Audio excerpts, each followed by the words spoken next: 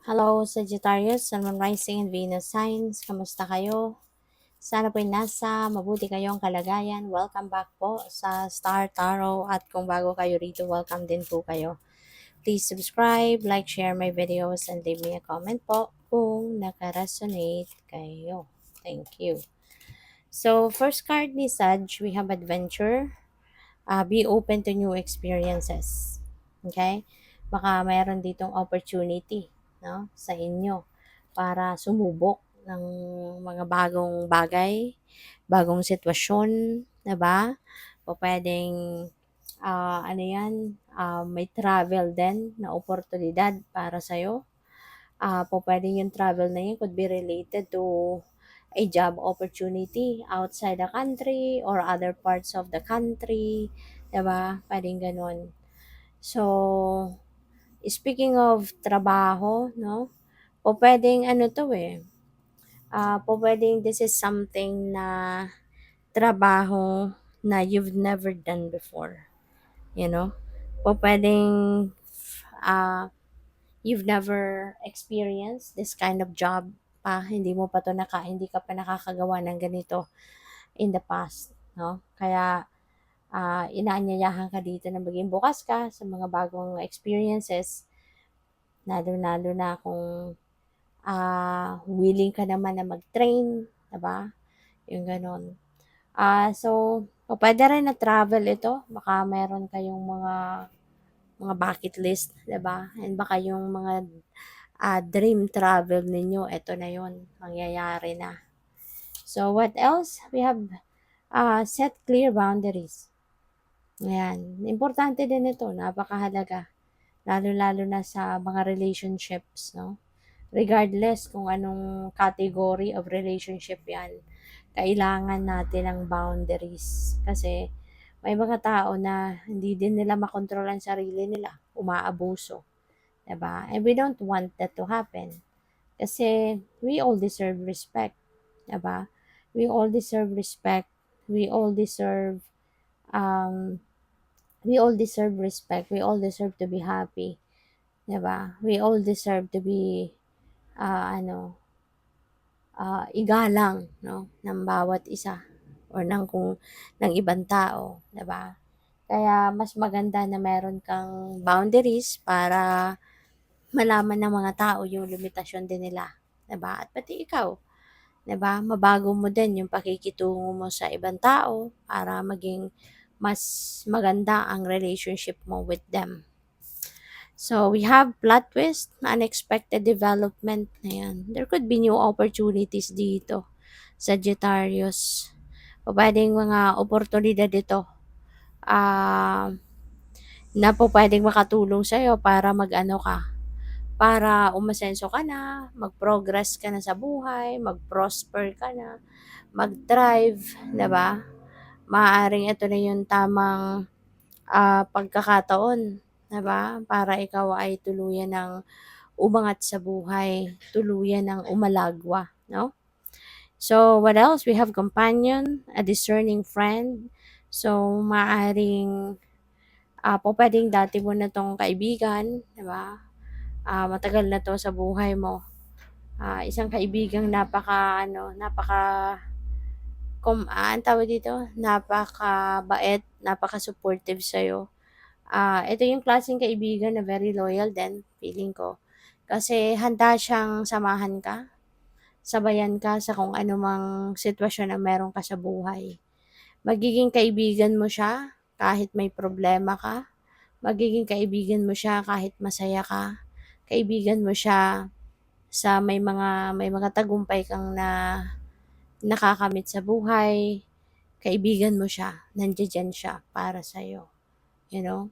Kaya ang swerte mo, Sagittarius. You are very lucky, no? Or you're going to be lucky to have a friend, no, na handa kang damayan sa kahit anumang pakiramdam ang meron ka, anumang emotional state ang pinagdadaanan mo.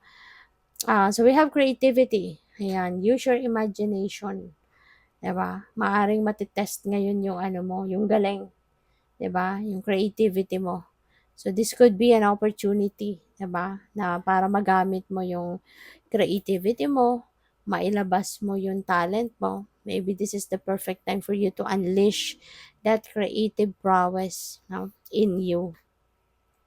So we have epiphany, cycles repeat until the lesson is learned. That's true, 'di ba?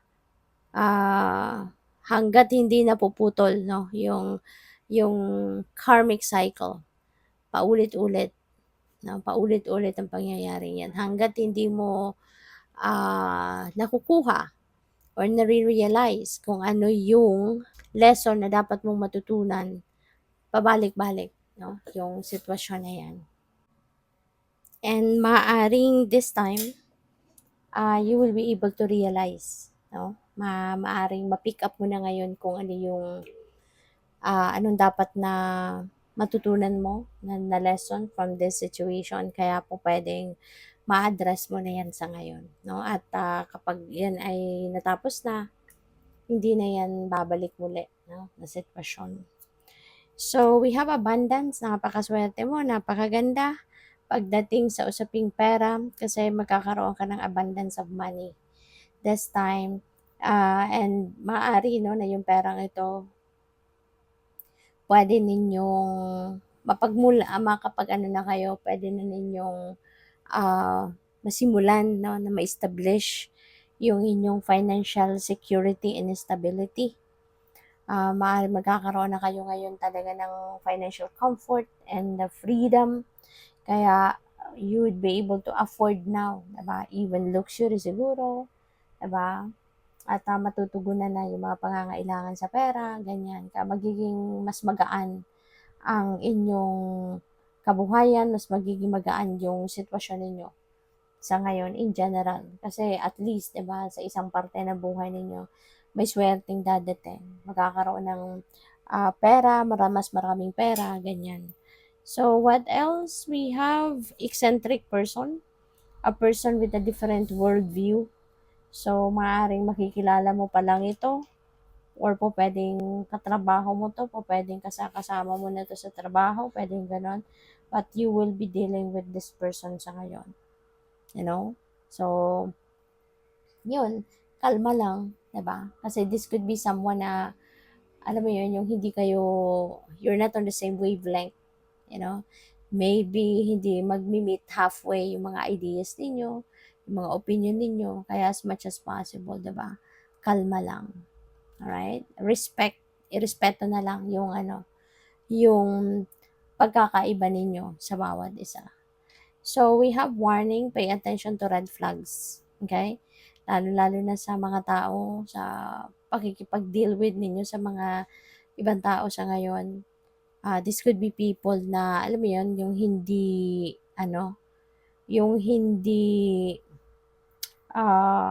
ninyo kilala ng malaliman.